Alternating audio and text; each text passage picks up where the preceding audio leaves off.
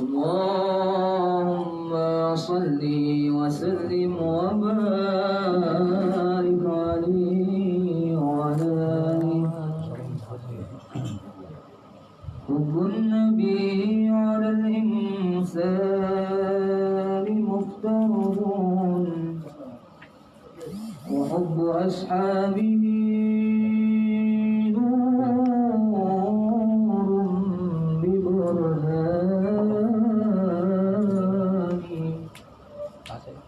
من كان يعلم أن الله خالقه لا يرمين أبا بكر ببهتان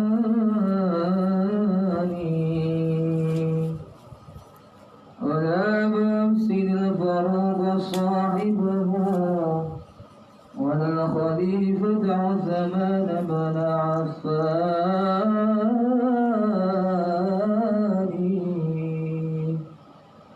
ولا عليا أبا السبطين نعم الفتى أوصى به الله في سر وإعلانه وهم صحابة خير خصهم رب العباد رب العباد رب العباد بجنات ورضوان هم صحابة خير خصهم.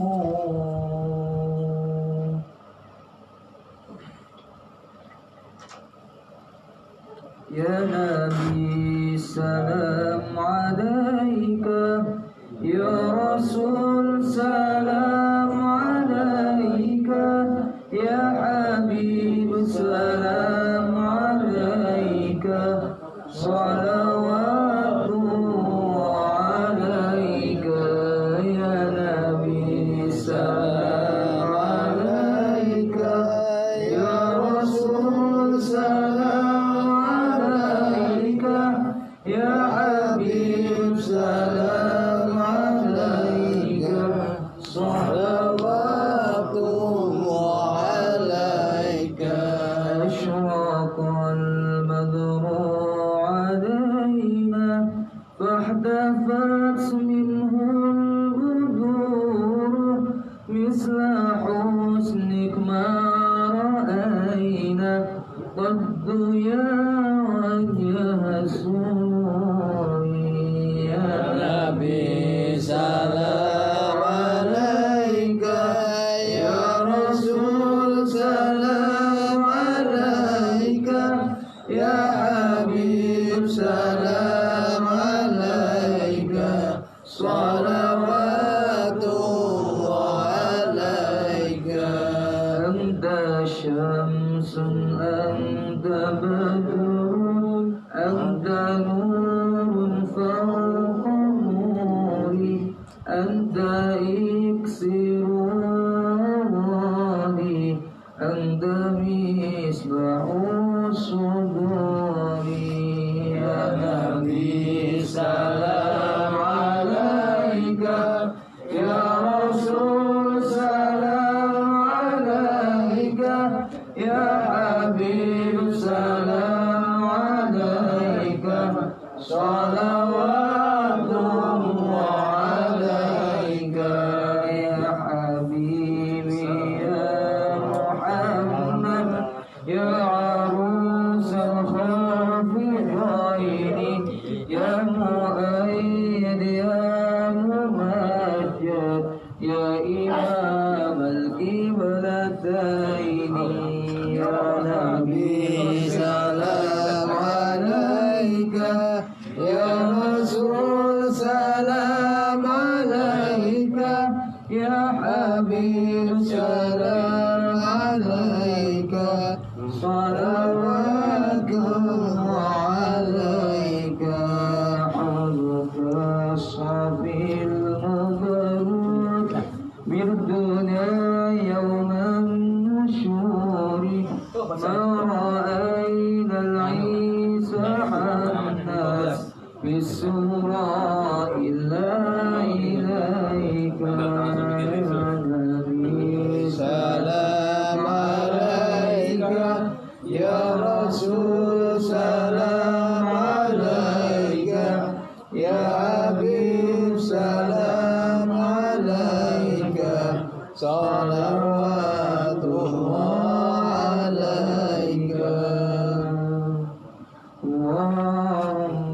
صل وسلم وبارك عليه وعلى آله.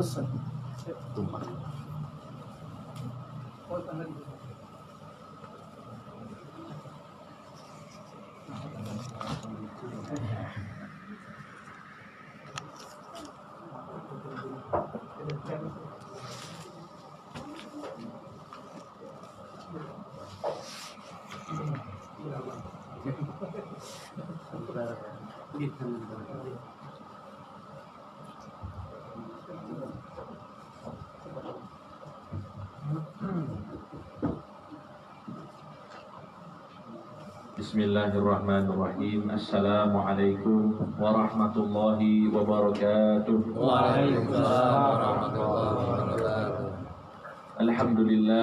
Alhamdulillahi rabbil alamin wa bihi nasta'inu ala umuri dunya waddin. Wassalatu wassalamu ala asyrafil anbiya'i wal mursalin sayyidina Muhammadin وعلى آله وصحبه أجمعين أما بعد سبحانك لا علم لنا إلا ما علمتنا إنك أنت العليم الحكيم رب اشرح لي صدري ويسر لي أمري واحلل عقدة من لساني يفقهوا قولي واهد قلبي بجاه المصطفى صلى الله عليه وسلم. Hadratul muhtaramin, para hadirin jamaah sekalian yang dirahmati Allah Subhanahu wa taala. Alhamdulillah, kembali kita bersyukur kepada Allah Subhanahu wa taala atas segala limpahan nikmat. Salawat serta salam kita sampaikan kepada junjungan kita Nabi Muhammad sallallahu alaihi wasallam, kepada para keluarga, kepada para sahabat dan kepada para pengikutnya hingga hari kiamat. Amin ya rabbal alamin. Jamaah sekalian rahimakumullah, untuk menambah keberkahan dari majelis kita ini, marilah sama-sama kita membaca yang ta'allum. Bismillahirrahmanirrahim. Bismillahirrahmanirrahim. Nawaitu ta'alluma wa ta'lim wal mudhakarata wat tadhkir wal naf'a wal intifa' wal ifadata wal istifadah wal hatha 'ala tamassuki bi kitabillahi wa sunnati rasulih sallallahu alaihi wasallam wa du'a ila al-huda wa dalalata 'ala al-khairi ibtigha'a wajhillahi wa mardatihi wa qurbihi wa thawabihi subhanahu wa ta'ala. Al-Fatihah.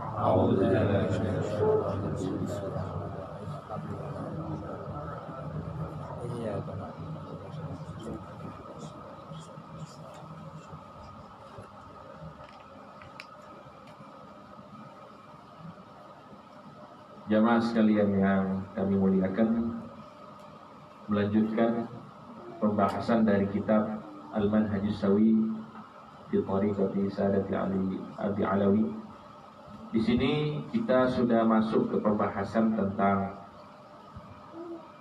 seruan takzim dan menghormati para orang-orang soleh dan juga para wali-walinya Allah Subhanahu wa taala. Dan juga kita sudah membahas tentang celaan bagi orang yang tidak mau takzim kepada orang-orang soleh dan para wali-walinya Allah Subhanahu wa ta'ala. Ini pembahasan kita yang sudah kita bahas. Jadi jenengan-jenengan ini insya Allah bersama soleh. Amin. Bersama soleh saya maksudnya. Dan jenengan insya Allah semuanya orang-orang soleh. Amin ya Allah. Karena berkumpulnya orang-orang soleh salah satu cara kita untuk menghidupkan hati kita. Jamaah sekalian rahimakumullah, ada dua kesimpulan yang bisa kita ambil dari pelajaran kemarin itu, yaitu orang yang tidak takzim, orang yang suuzon, yang berprasangka buruk kepada orang soleh ataupun kepada wali, maka hukumannya itu berat. Hukumannya itu berat. Karena apa berat? Karena hukumannya itu datang bukan dari orang tersebut, tapi dari Allah Subhanahu wa Ta'ala. Karena pada hakikatnya seorang wali itu tidak mau balas dendam. Akan tetapi Allah Subhanahu wa Ta'ala tidak akan membiarkan walinya disakiti. Untuk itu hukumannya itu berat. Hukumannya itu berat. Sehingga kita sudah baca banyak riwayat kemarin bahwa banyak orang yang tidak mau takzim, banyak orang yang suuzon, banyak orang yang mungkin menghina para wali-walinya Allah Subhanahu wa Ta'ala. Akhir hidup mereka tidak baik atau meninggal dalam keadaan su'ul khatimah. Na'udzubillah min dzalik. Atau semasa hidupnya dia akan merasakan kerasnya hati. Jadi dia hidup tapi apa? Hatinya keras. Ibadah tapi tidak dapat kelezatan. Bersama orang soleh bukan husnuzon yang muncul di dalam hatinya, melainkan yang muncul ialah suuzon. Dan ini semuanya hukuman yang tidak nampak. Dan ini lebih berat pastinya. Kalau kita mendapatkan hukuman yang nampak itu jauh lebih ringan dibandingkan hukuman yang tidak nampak. Karena hukuman yang tidak nampak ini kita merasa tidak diberikan hukuman, padahal kita di dalam hukuman. Nah, sehingga itu adalah peringatan untuk kita semuanya agar selalu takzim, agar selalu husnuzon kepada orang-orang soleh dan para wali-walinya Allah Subhanahu wa Ta'ala. Pertanyaannya, mana wali-wali Allah? Itu kan yang kita tidak tahu jelasnya. Mungkin saja di sini ada yang wali. Wali itu artinya orang yang dekat dengan Allah, yang kalau dia angkat tangan maka doanya itu diijabah oleh Allah. Kalau dia disakiti, orang yang menyakiti itu langsung dihukum oleh Allah Subhanahu wa Ta'ala. Mungkin saja. Bahkan seorang ulama asal Indonesia ya, mungkin semuanya kita kenal. Ini kerabatnya beliau dari Banten. Dari Banten? Oh, Cirebon. Syekh Muhammad Nawawi Al-Bantani. Beliau di dalam kitabnya menyebutkan, menukil sebuah ungkapan oleh para ulama bahwa kenapa di dalam mazhab Syafi'i itu sholat Jumat harus 40 orang. Kan hikmah-hikmahnya kan ya, kita keluar dari perbedaan ulama. Ya, ulama ada yang mengatakan 40 seperti mazhab Syafi'i. 40, di bawah 40 tidak sah Jumat. Ada yang mengatakan lebih kurang dari itu. Dan itu semuanya berdasarkan dalil. Kayak satu ketika Nabi Muhammad SAW itu sementara khutbah, tiba-tiba ada pedagang datang. Sahabat yang sedang mendengarkan khutbah terbagi menjadi dua kelompok. Sebagian besar itu menyambut pedagang. Nabi Muhammad ditinggalkan sendiri berkhutbah. Nah, jumlah sisa sahabat yang tinggal yang mendengarkan khutbah Nabi ini, nah ini ulama berbeda pendapat berapa jumlahnya. Ada yang mengatakan 40, ada yang mengatakan 16, dan ada yang mengatakan kurang dari itu. Nah, inilah perbedaan-perbedaan oleh para ulama. Hanya kita fokus ke pendapat mazhab Syafi'i. Kenapa mazhab Syafi'i itu mengambil 40? Ya, pasti angka 40 itu bukan angka yang asing bagi kita. Angka 40 itu sering dikatakan sebagai angka keramat. Orang kalau sudah sampai 40 tahun, kata Nabi Muhammad SAW, kebaikannya tidak mengalahkan keburukannya, maka hati-hati, siap-siap masuk neraka. Kalau misalnya 40 tahun, kebaikannya tidak mendominasi dirinya. Sebaliknya kalau kebaikan mendominasi dirinya, insya Allah diharapkan dia menjadi penghuni surga. Amin.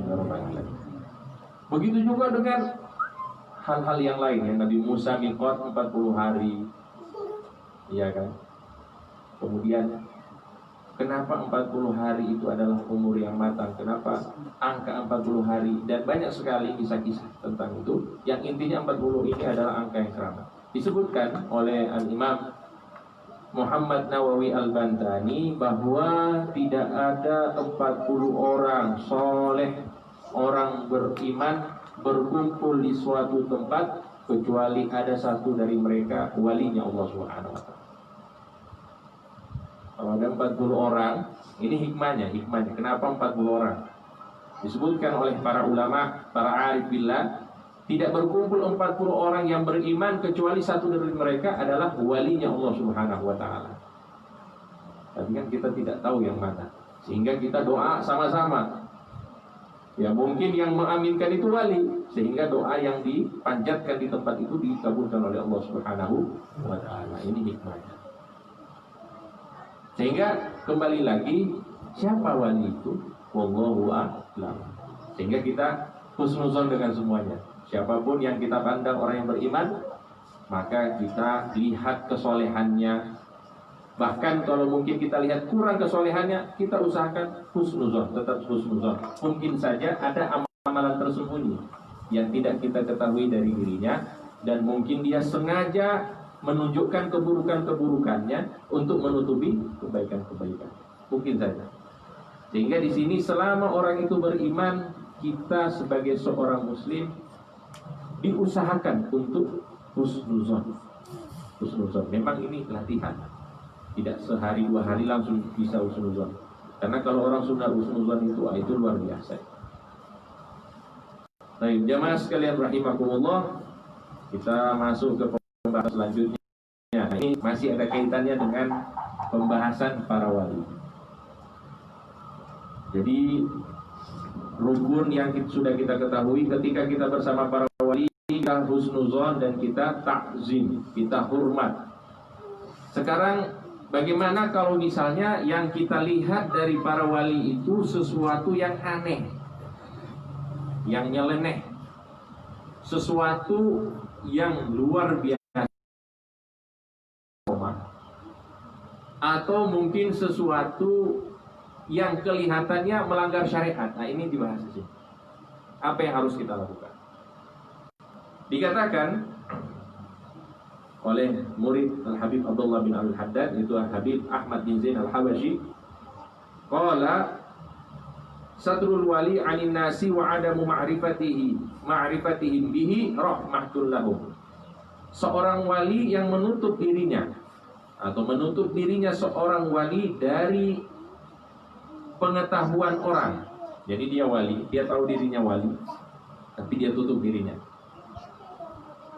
Dia tutup dirinya, dia tidak diketahui oleh orang, maka pada hakikatnya itu adalah bentuk rahmat yang ditunjukkan seorang wali itu kepada orang-orang. Kenapa? Kenapa kira-kira? Maksudnya dia wali kok nggak bilang-bilang gitu? Wali yang dirahasiakan. Biasanya kalau kita ini istri yang dirahasiakan.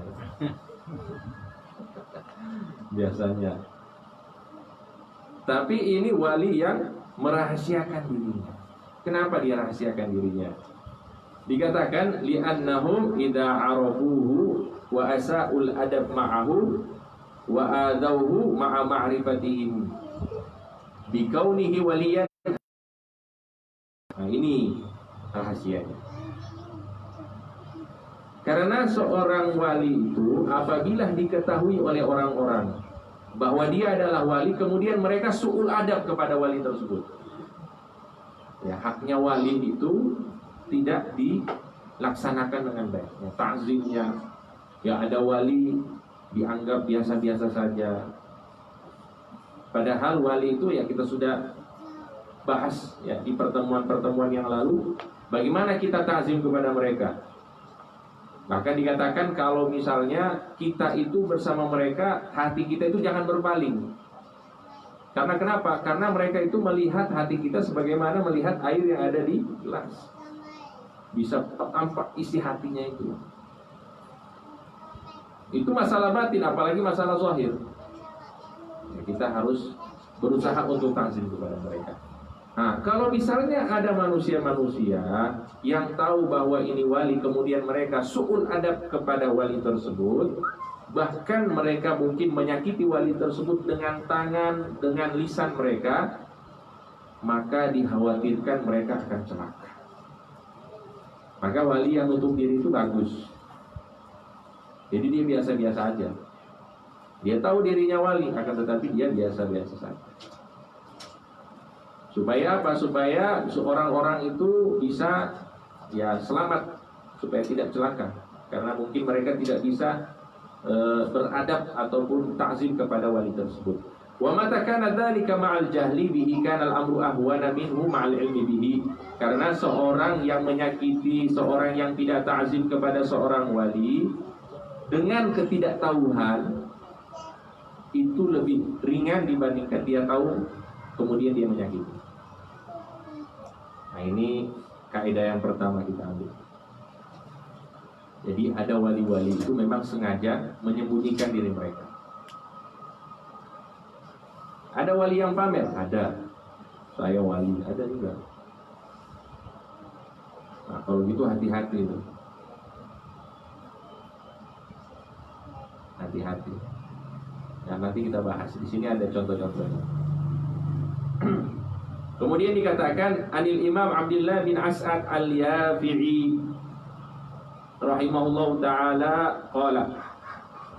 Seorang ulama juga berkata, Abdullah bin As'ad Al-Yafi'i, wa katsirun min hadhihi at-ta'ifah jama'u bainal walahi wat takhribi fi dhahiri syar'i takhriban ba'inan yusqituhum an a'yunin nasi liyastatiru biha an syuhratis shalah.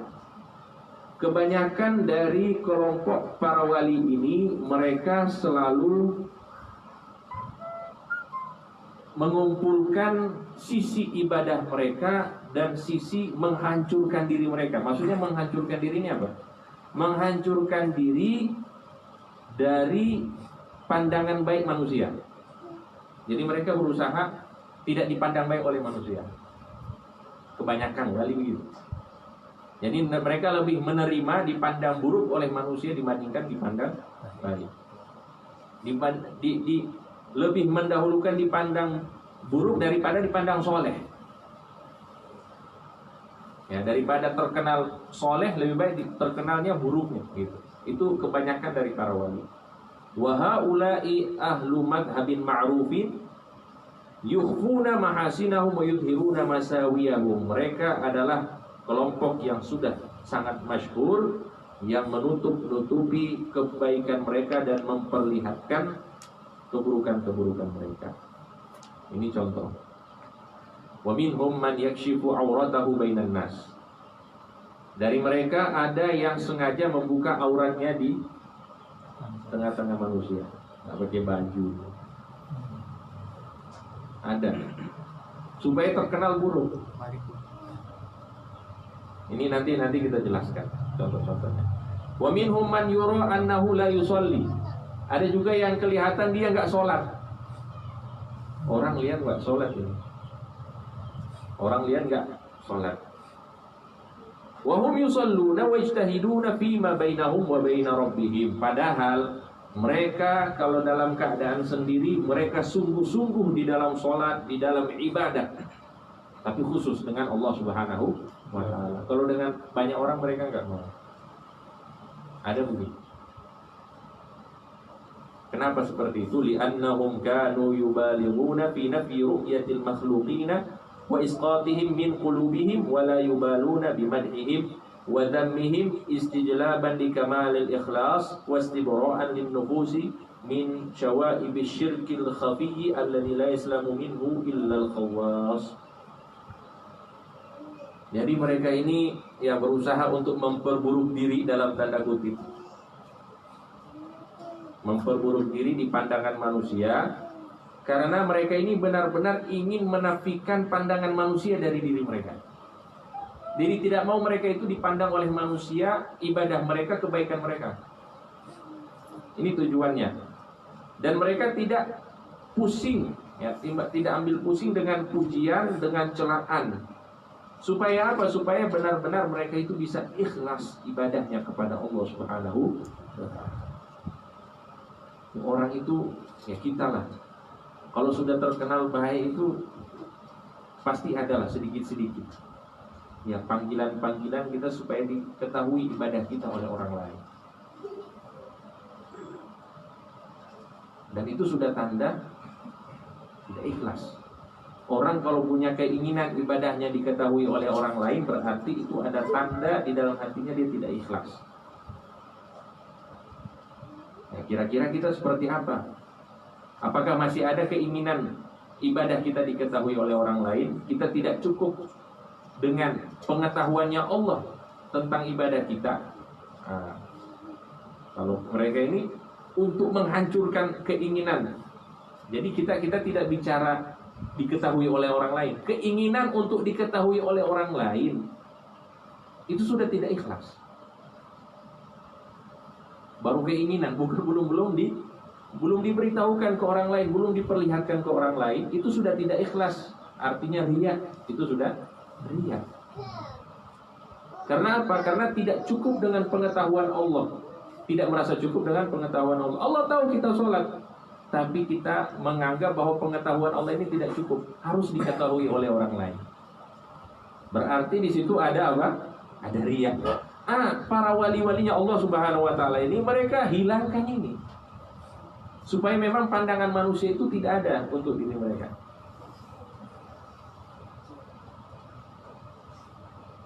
Dan kita tahu bahwa dosa riya ini adalah dosa yang paling sulit untuk kita selesaikan di dalam diri kita.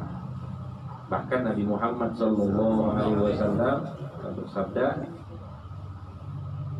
sesuatu yang paling aku takutkan bagi kalian ialah syirik kecil. Apa itu syirik kecil? Adalah riya. Karena sulit sekali untuk bisa dihilangkan, butuh latihan. Nah, ini mereka melakukan hal tersebut untuk benar-benar menghilangkan riya dan supaya ikhlas dalam ibadah mereka kepada Allah Subhanahu wa taala. Wala yubali ahaduhum bikaunihi indan nasi zindiqan. Bahkan ada di antara mereka tidak menganggap fitnah orang itu untuk diri mereka. Misalnya mereka itu difitnah sebagai zindik. Apa itu zindik? Zindik itu kafir. Dibilang kafir, gak pusing mereka. Malah makin enak mereka kalau dikatakan kafir atau difitnah, itu lebih enak. Karena pandangan manusia pasti sudah negatif kan. Kalau sudah negatif, apa yang diharapkan? Yang mereka harapkan dari manusia ya pasti tidak ada lagi. Karena yang kita harapkan dari manusia itu kan yang baik-baik, pujian, husnuzonnya mereka, itu yang kita harapkan. Kalau yang kita dapatkan itu adalah keburukan, ya untuk apa kita mencari pandangan mereka? Maka kita dengan itu akan fokus kepada Allah Subhanahu wa taala. Idza kana indallahi siddiqan. Mereka tidak pusing dikatakan kafir, yang penting mereka di sisi Allah Subhanahu wa taala itu di maqam siddiq. Maqam orang-orang yang dekat dengan Allah Subhanahu wa taala. Qad kana subi anfusihimul mazabil hatta litahya bi maulaha hayatan thayyibah qabla yaumil mi'ad. Ya, mereka itu sengaja istilahnya menyapu kotoran-kotoran dengan diri mereka supaya apa? Supaya mereka itu hidup dengan baik sebelum mereka berjumpa dengan Allah Subhanahu wa taala. Nah, di sini ada contoh. Faqad ruwina, kami menerima anna ba'dahum, sebagian dari para wali, kana la yura annahu yusalli. Ya, dia tidak pernah terlihat sholat di dalam jamaah. Pokoknya dia ini orang soleh, terkenal wali, tapi gak pernah sholat masjid. Nah, ini ceritanya. Fa uqimatis shalah yauman wa huwa qabid. Tiba-tiba satu ketika qomat, ya, qomat, tapi orang ini masih duduk, dia nggak ikut sholat. Dia di luar masjid masih duduk, nggak ikut sholat. Faqala lahu ba'dul fuqaha, maka sebagian ahli fikih, ahli syariah berkata, kum fasalli ma'al jamaah, berdiri kamu sholat bersama jamaah.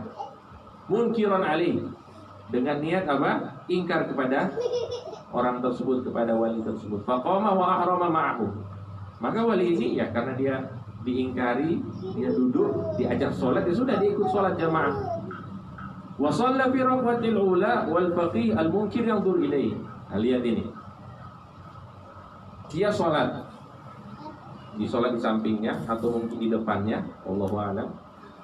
Pas dia sholat, ini yang nyuruh ini, yang ahli fikih ini, perhatikan orang ini. Rakaat pertama Allahu Akbar, ya sholat selesai. Rakaat kedua, pas dia lihat ke orang itu, ternyata orangnya sudah berbeda, sudah bukan orang yang diajak tadi. Sujud, rakaat ketiga bangun, ternyata orang yang itu sudah berubah lagi. Jadi sudah bukan orang yang berubah tadi, sudah tiga ya. Jadi dia yang asli, kemudian dia berubah, kemudian dia berubah lagi. Ini rakaat ketiga. Rakaat keempat berubah lagi. Jadi sudah ada 4 perubahan, ada 4 orang. Sudah ada 4 orang di satu tempat. Fashtadda ta'ajjubuhu. Nah, jadi si fakih ini dia apa? Enggak khusyuk sholatnya, soalnya dia perhatikan. Ini pentingnya apa? Tasawuf. Pentingnya kita tasawuf. Karena tidak fokus di dalam sholat. Maka saat salam dikatakan falamma sallama waltafata wa ra'a sahibul awwal jalisan makanahu. Saat salam dia lihat orang yang dia panggil tadi, yang wali tadi sudah berubah bentuk ke bentuknya semula, sudah orangnya itu. Maka wali ini berkata sambil ketawa, ya faqih ayyumal arba' shalla ma'akum hadhihi shalah. Kira-kira dari 4 orang tadi yang sholat dengan kalian siapa? Karena dia berubah 4 kali toh. Dia terus 3 orang yang berbeda. Kira-kira dari 4 tadi yang sholat dengan kalian siapa? Maka si fakih ini langsung i'tarafah, langsung mengakui karomah yang dimiliki oleh orang itu. Kemudian dia setelah itu sudah tidak ingkar lagi. Wa zala minhu ma indahu minal inkar. Ini satu contoh. Masih ada contoh-contoh yang lain. Intinya di sini ya ada seperti itu. Ya, mereka sengaja memperburuk diri mereka dari pandangan orang. Padahal mereka itu istihad banget di dalam ibadah kepada Allah Subhanahu wa taala. Dan kita tahu bahwa para wali itu diberikan kelebihan oleh Allah. Ya, kelebihannya itu pandangan mereka tidak seperti pandangan kita, pendengaran, tangan mereka, kaki mereka, waktu yang Allah berikan kepada mereka, tanah yang mereka pijak, itu semuanya beda. Itu semuanya beda. Ada waktu yang kita mungkin baca 1 juz berapa lama? Paling cepat berapa ini? 1 jam. 1 jam. 1 jam paling lama itu. Ya. Paling cepat berapa itu? Paling cepat berapa? 2 jam. Hah? Setengah jam dah. Paling cepat setengah jam. Para wali-walinya Allah itu baina maghrib wal isya bisa hatam Quran.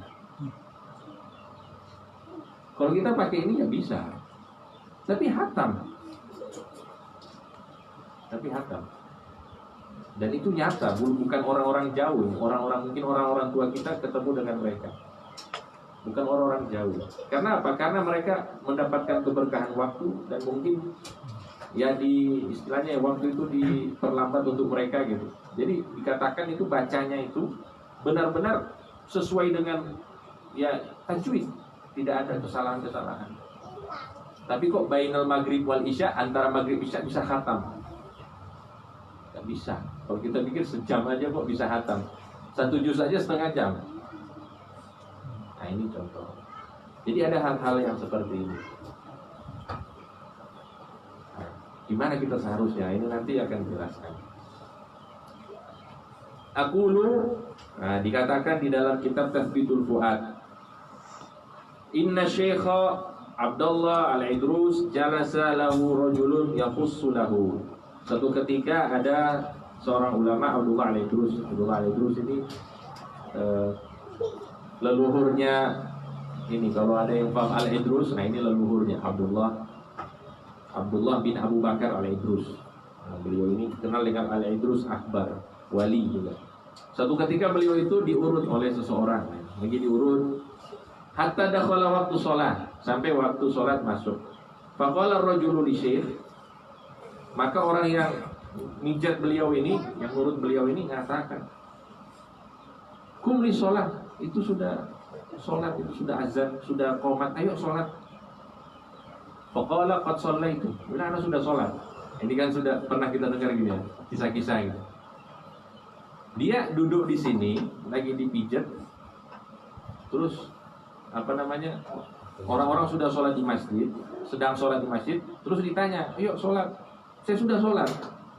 Kata Habib Abdullah Al-Idrus.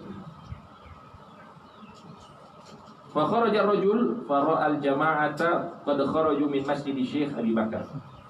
Maka orang yang mijat ini keluar dari rumahnya Habib Abdullah Al-Idrus untuk bisa sholat. Tiba-tiba dilihat jamaah dari masjid itu sudah keluar. Masjidnya bernama Masjid Abu Bakar As-Sakron. Ini bapaknya beliau, bapaknya Habib Abdullah. Ini jamaah udah keluar. Faqala lahum, maka dia berkata kepada jamaah yang keluar dari masjid itu, "Man shalla bikum?"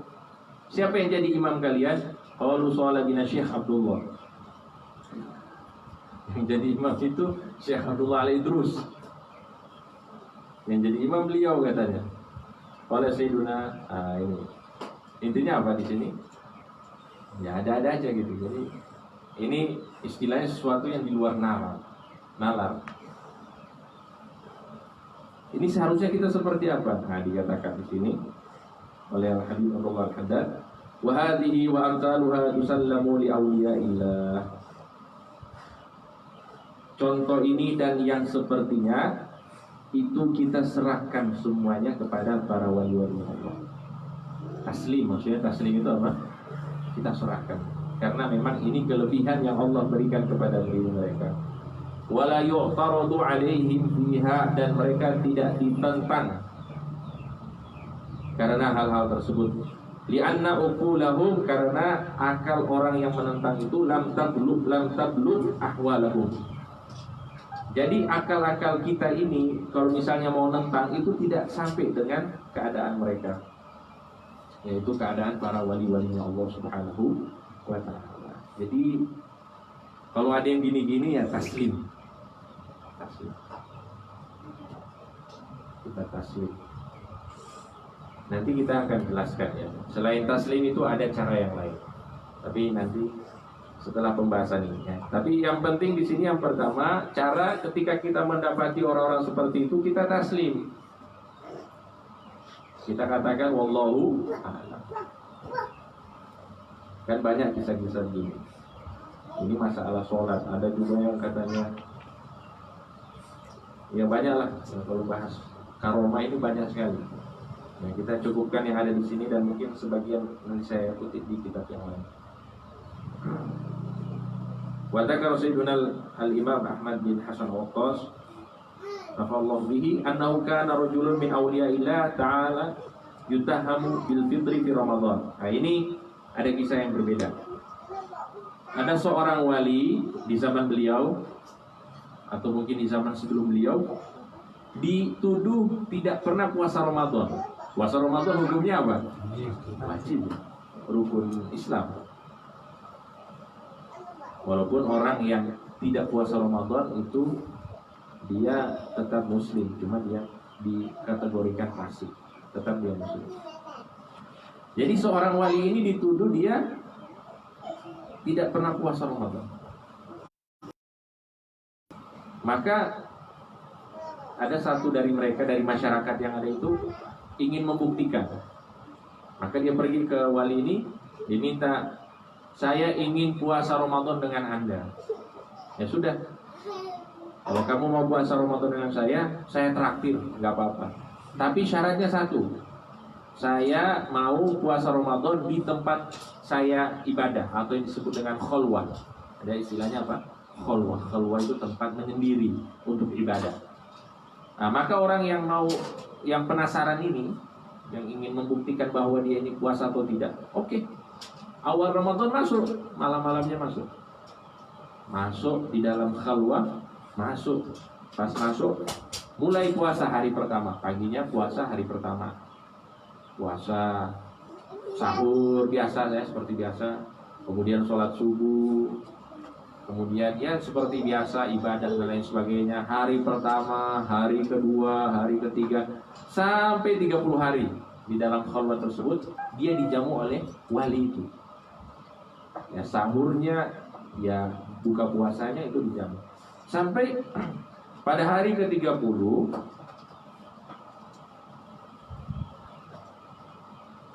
beliau berkata, Al-an inqadha Ramadan wa uridul khuruj. Sekarang bulan Ramadan sudah selesai dan saya ingin keluar dari khalwatmu ini. Saya ingin keluar. Ya sudah, kalau begitu fa'adina lahu wa kharaja min indihi. Maka orang yang penasaran ini, karena dia lihat oh ternyata terbukti dia puasa, dia keluar dari khalwatnya wali, kemudian dia pergi ke masyarakatnya. Idza marra bi ahadin bada'ahu bi tahniyati bil Id. Setiap dia lewat dengan orang satu kampungnya itu, langsung dibilang minal aidin wal faizin, kan sudah selesai Ramadan kan. Jadi sudah malam Idul Fitri. Sudah malam Idul Fitri. Maka langsung dia sampaikan selamat, ya, selamat hari raya Idul Fitri. Minal aidin wal faizin, taqabbalallahu minna wa minkum. Maka orang-orang itu langsung berkata, atastahzi'u bina am bika junun? Kamu mau hina kami atau kamu ini gila? Kaifa tuhanni'una bil 'id wa nahnu bi awwali lailatin Ramadan? Kok kamu memberikan ucapan selamat Idul Fitri padahal kita masih di awal Ramadan ini? Jadi waktunya di sana sudah 30 hari, ternyata di masyarakat umumnya itu belum, masih awal Ramadan. Jadi waktu itu dia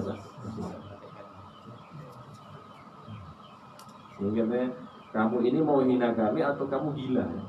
Masih awal Ramadan, masih malam awal Ramadan sudah ngasih ucapan hari raya Idul Fitri. Kemudian dia berkata, kaifa wa ana sumtu Ramadan kullah. Padahal aku sudah puasa Ramadan 1 bulan penuh. Faraja'a bil-lawmi 'ala nafsihi wa saddaqa bi wilayati dzalika syekh. Maka setelah itu dia langsung melihat dirinya, dia introspeksi, kemudian dia langsung membenarkan kewalian orang tersebut. Nah, ini contoh lagi contoh dari bahwa bagi para wali-walinya Allah Subhanahu wa taala banyak hal-hal yang di luar nalar itu terjadi. Yang pada akhirnya seperti ini. Baik jemaah sekalian rahimakumullah. Ini saya punya kitab ini membahas khusus wali-wali, karomat-karomat. Tapi kalau kita baca ini sampai jam 10 malam ya. Ini wali-walinya. Banyak ini contoh-contohnya. Ada yang katanya kalau mau beliau itu nggak mau jual beli kecuali barangnya itu ngomong. Beli saya, baru dia beli. Kalau nggak gitu dia nggak mau beli. Jadi sudah diminta gitu. Jadi semuanya itu serba enggak. Masih banyak kita. Ya kalau kita lihat ya tidak jauh lah di Indonesia ya banyak sekali orang-orang yang memang kita dengar mereka adalah wali-walinya Allah, memiliki kekeramatan. Termasuk Syekh Idrus bin Salim Al-Jufri yang kita kenal dengan guru tua. Itu penyebar dakwah di Sulawesi dan juga di bagian timur Indonesia. Beliau itu kalau dengar karamat-karamatnya itu orang-orang yang masih hidup itu lihat dan menyaksikan dan cerita kepada kami langsung. Kalau kita lihat, kalau kita dengar itu kayak sulap-sulap jadinya. Tapi nggak mungkin kan orang soleh kok sulap, nggak mungkin. Ini asli ini. Kalau kita bicara karomat-karomat banyak sekali. Ya intinya kita sebagai orang yang belum sampai ke makom wilayah atau wali, ketika kita melihat ataupun mendengar hal-hal seperti ini, sebaiknya kita itu taslim. Ya kita kembalikan hal tersebut kepada orang yang dikatakan dia adalah wali. Kemudian kita katakan Allahu a'lam. Tapi nanti akan ada penjelasan tambahan. Kalau misalnya kita tidak bisa taslim, apa yang harus kita lakukan? Nanti insya Allah kita bahas.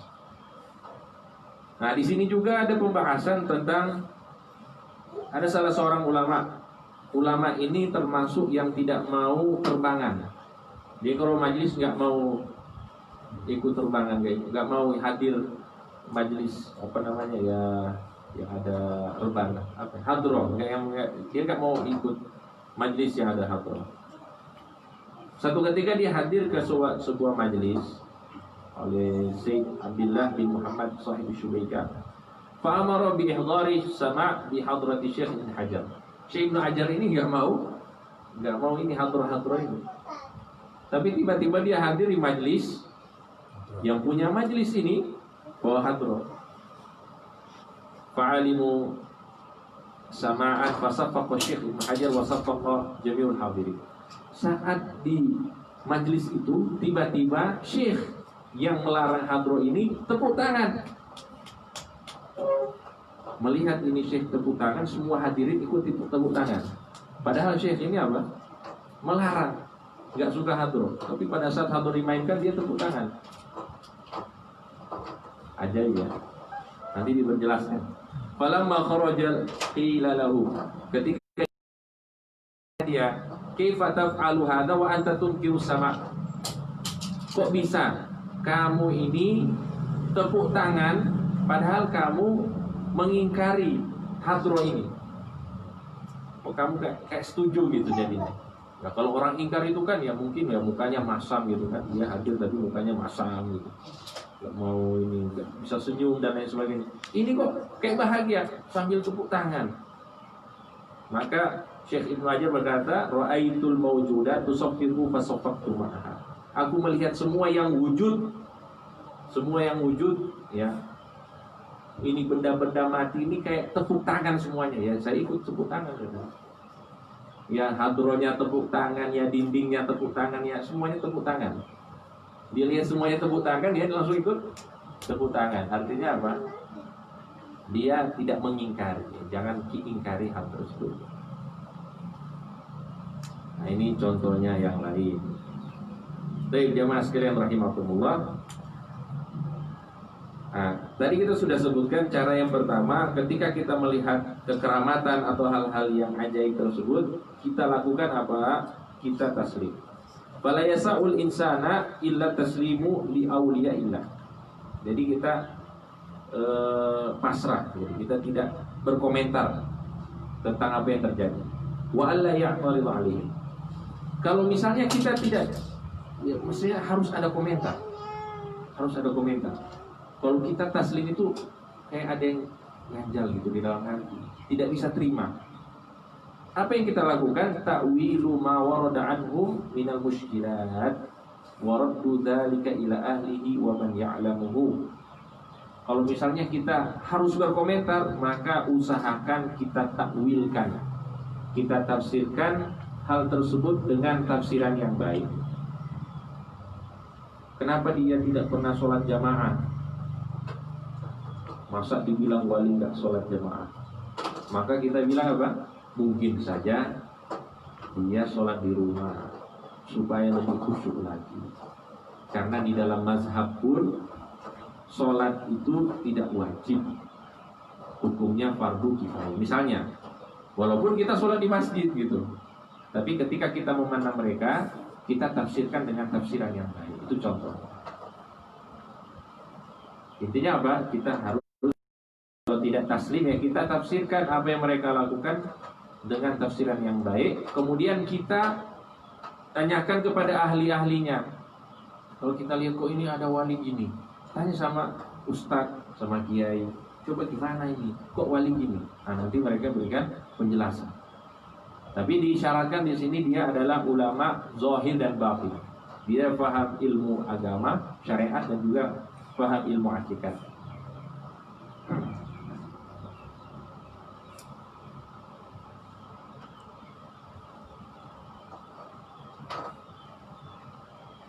Baik, jemaah sekalian rahimakumullah.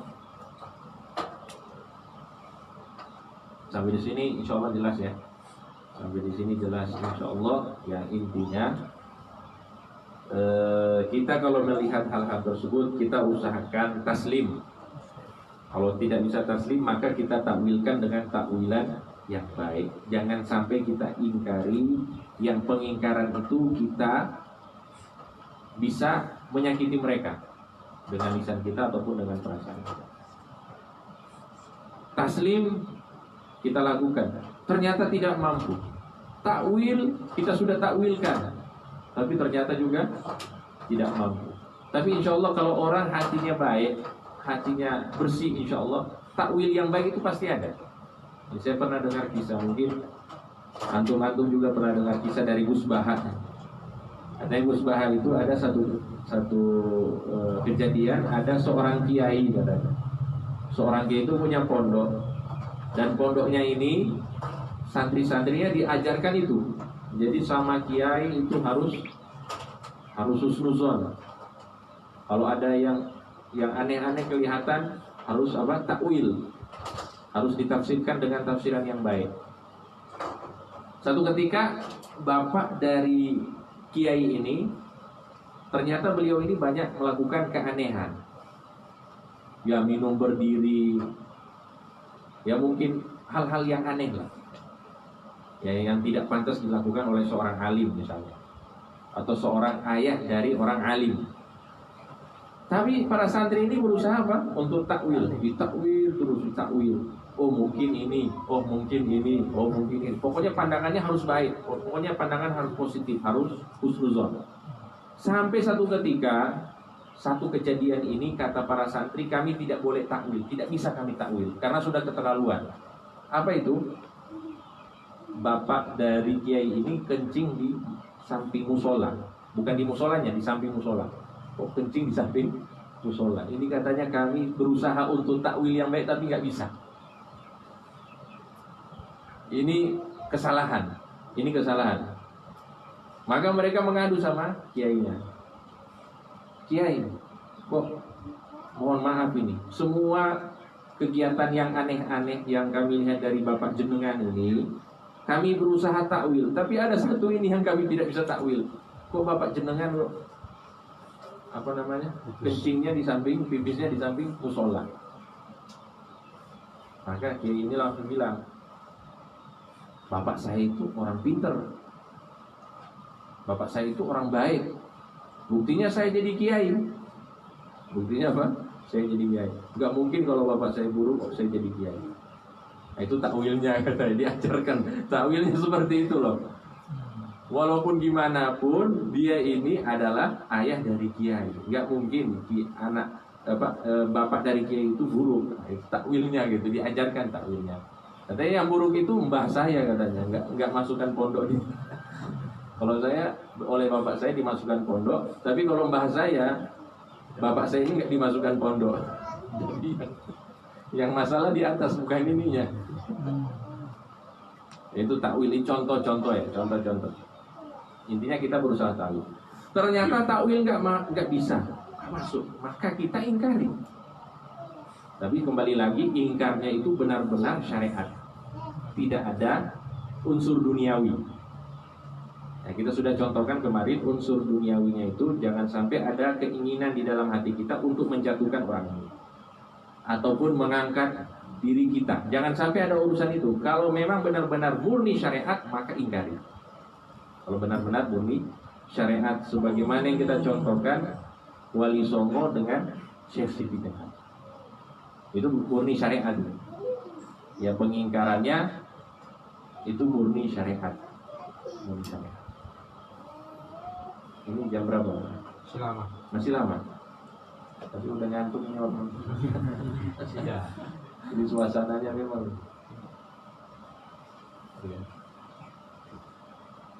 Baik, ini juga penting ini saya sampaikan jamaah sekalian rahimakumullah. Ini sebagai penutup insyaallah. Ada hal-hal yang mungkin kita akan dapatkan dari seorang wali. Dia itu kelihatan sombong. Ada. Itu kalau di dalam istilah tasawuf namanya tabajjuh. Tabajjuh itu dia ketika masuk ke dalam ruang lingkup fana, istilah lagi itu, fana itu dia sudah hilang dari dunia lah. Ketika dia masuk di dalam ruang lingkup fana, maka akan muncul kata-kata yang di luar keinginannya. Itu seperti apa? Syekh Siti-Jenar, seperti Al-Hallaj, seperti Abu Yazid Al-Bustami ketika dia berkata, ma fi jubbati illallah, yang ada di dalam jubah ini adalah Allah. Itu namanya tabajjuh di dalam istilah tasawuf. Dikatakan oleh Syekh Abdul Hasan Asy-Syadzili, ini contoh, mundu arba'ina sana ma hujibtu anillah, selama sejak 40 tahun aku tidak pernah tertutup ataupun terhijab dari memandang Allah. Selama 40 tahun. Jadi ini Allah itu selalu bisa dipandang. Ini namanya tabajjuh. Ini namanya tabajjuh. Wa qawlu Abil Abbas Al-Mursi, ada juga yang mengatakan, ini seorang ulama juga, lau hujibtu an jannati adan lahzatan ma'adattu nafsi minal mu'minin. Ini ekstrim ini.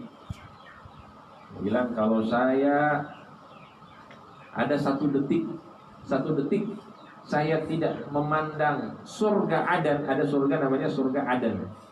Saya tidak bisa memandang surga Adan satu detik, maka saya tidak menganggap diri saya ini sebagai orang yang beriman. Artinya apa? Selama hidupnya ini pandang itu surga Adan. Surga Adan itu benar-benar nampak di matanya. Ini namanya apa? Tabajjuh. Ini namanya tabajjuh. Dikatakan kullu hadza muawwalun wa laysa 'ala dhahirihi. Semua ini harus kita tafsirkan. Jangan kita artikan sesuai zahirnya. Karena kalau kita artikan secara zahirnya, maka kita akan katakan wah ini kafir ini.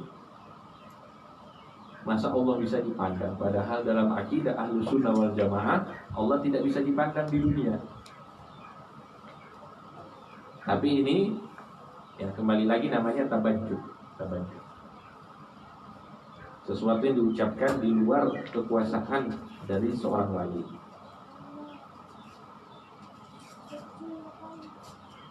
Ini ada penutupan dari, ini ulasan dari Al-Imam Asy-Sya'rani. Beliau berkata, rubbama takallama al-'arif bi nadmihi aw ghairihi ala lisanil haqqi tabaraka wa ta'ala. Tidak menutup kemungkinan seorang wali itu dia berbicara atau dia menjadi perwakilannya Allah Subhanahu wa taala. Ketika bicara itu dia tidak sadar yang diucapkan itu adalah seperti firman Allah gitu. Jadi seperti Al-Hallaj. Al-Hallaj itu kan dia berucap-ucap seakan-akan dia Allah gitu, seakan-akan dia Allah. Nah, itu namanya di sini dalam keadaan ghaibubah, dalam keadaan mereka sudah fana. Wa rubbama takallama alisani Rasulillah sallallahu alaihi wasallam. Mungkin saja mereka itu berbicara ya dengan lisannya Nabi Muhammad sallallahu alaihi wasallam. Wa rubbama takallama alisani kutub, atau juga dengan lisannya para wali kutub. Fa yadhunnu ba'dhum anna dzalika ala lisanihi fayubadiru ila al-inkar. Ya mungkin saja orang-orang pas dengar itu, waduh, kok ngomongnya gini, langsung diingkari. Padahal itu bukan mereka yang ngomong. Bukan mereka yang ngomong. Al-Hallaj. Subhani subhani maha suci diriku. Kalau kita bilang itu kan bahaya. Sungguh besar kedudukanmu, itu kan perkataan Hallaj. Sehingga oleh para ulama saat itu dipenggal. Karena memang ulama saat itu benar-benar mereka apa? Syariat gitu. Ini tidak pantas untuk konsumsi umum. Tidak pantas. Apalagi berguru sama orang seperti itu, jangan. Maka harus dibunuh. Akhirnya dibunuh. Saat dibunuh, darah-darahnya tulisannya Allah, Allah, Allah. Semuanya tulisannya Al-Hallaj. Begitu juga Abu Yazid Al-Bustami dan lain sebagainya. Nah ini ya intinya di sini ya, kita kembali lagi ketika bertemu dengan para wali ataupun mendengar tentang mereka, kita taslim. Tidak bisa taslim, kita takwil. Tidak bisa takwil, maka kita ingkar, tapi murni syariat. Murni syariat. Nah ini 3 hal insya Allah yang bisa kita amalkan insyaallah, dan kita bisa ambil pelajarannya pada hari ini. Dan saya tutup ini insyaallah ada satu pembahasan. Ini bagaimana ini? Kita mau tahu wali itu gimana gitu kan, pusing kan. Nah, ini supaya ini istilahnya kiat-kiat menjadi wali gitu. Daripada repot kan. Iya kan? Baik, kita tahu aja dulu. Siapa tahu ada dari kita yang semangat untuk beriyadhah dirinya dan dia dipilih oleh Allah Subhanahu wa taala. Ya mudah-mudahan. Dan orang kalau sudah jadi wali semuanya terbuka, maksudnya dia tahu la ya'rifu wali illa wali. Wali itu tidak diketahui kecuali oleh wali. Jadi dia tahu, oh wali ini tingkatannya sekian, ini tingkatannya sekian. Nah ini di sini disebutkan oleh ada seorang ulama namanya Abdurrahman bin Abdullah Al-Khatib Baraja, ulama dari Hadramaut. Beliau berkata, minal umuri lati la yuqna' fiha bidun kashfi wal iyan. Ini masalah kewalian ini tidak akan puas kita. Kita akan puas karena apa? Kita belum bisa menyaksikannya. Faman arada dzalika, barang siapa yang ingin menjadi wali, fa alaihi bi tahdzibi akhlaqi nafsihi, maka dia harus menjadikan dirinya itu memiliki akhlak yang mulia, wa taltifi katabatiha birriyadhah, dan juga dia harus mengikis tebalnya dirinya ini dengan cara berriyadhah. Apa itu riyadhah? Tirakat. Orang mau jadi wali dia harus tirakat. Tirakat itu untuk apa? Untuk menghancurkan nafsu, hawa nafsu di dalam diri. Kemudian juga cara yang kedua ialah selalu hudur, selalu fokus di dalam ibadah kepada Allah Subhanahu wa taala. Jadi selain tirakat tidak cukup. Kita harus apa? Hudur. Kita sholat, usahakan kita itu benar-benar fokus. Kita puasa, semuanya ibadah itu kita usahakan hudur.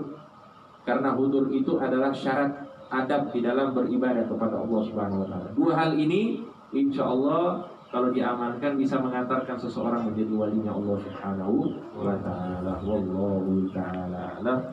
Mudah-mudahan manfaat. Mohon maaf kalau misalnya ada kata-kata yang kurang pas, yang berkenan di hati jamaah sekalian. Untuk penutupan majlis ini, marilah sama-sama kita berdoa kepada Allah Subhanahu wa taala berkah dari bulan Maulid Nabi Muhammad sallallahu alaihi wasallam. Dengan kegembiraan kita, mudah-mudahan kita mendapatkan sambutan kegembiraan dari baginda Nabi Muhammad sallallahu alaihi wasallam, dan kita berharap majlis kita ini bisa istiqamah, bisa diberikan ilmu yang manfaat, diberikan kemudahan untuk beramal soleh, dan mudah-mudahan kita bisa berkumpul dengan orang-orang soleh, para wali-wali Allah Subhanahu wa taala, dan mudah-mudahan semuanya ini bisa mengantarkan kita menjadi orang-orang dekat dengan Allah Subhanahu wa taala. Amin ya rabbal alamin. Ala hadhihi niyyat wa likulli niyyatin salihah wa ila hadratin Nabi sallallahu alaihi wasallam. Al-Fatihah.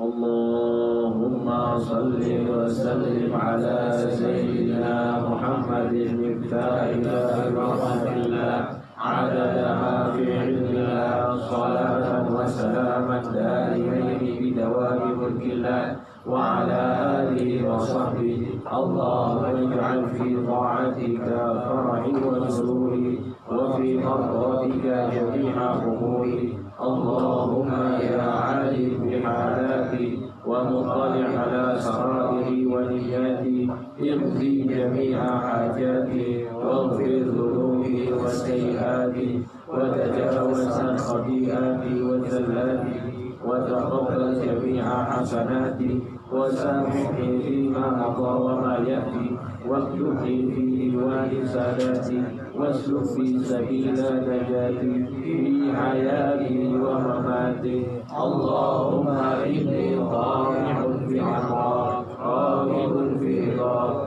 مستسلم للقضاء واكتبني للأولياء واسلك لي سبيل هدى والهدني لأصفياء وصلى الله على سيدنا محمد وعلى آله وصحبه وسلم والحمد لله رب العالمين سبحانك اللهم وبحمدك أشهد أن لا إله إلا أنت أستغفرك وأتوب إليك صلى الله عليه وسلم محمد وعلى آله وسلم الحمد لله رب العالمين ثم السلام عليكم ورحمة الله وبركاته. Waalaikumsalam.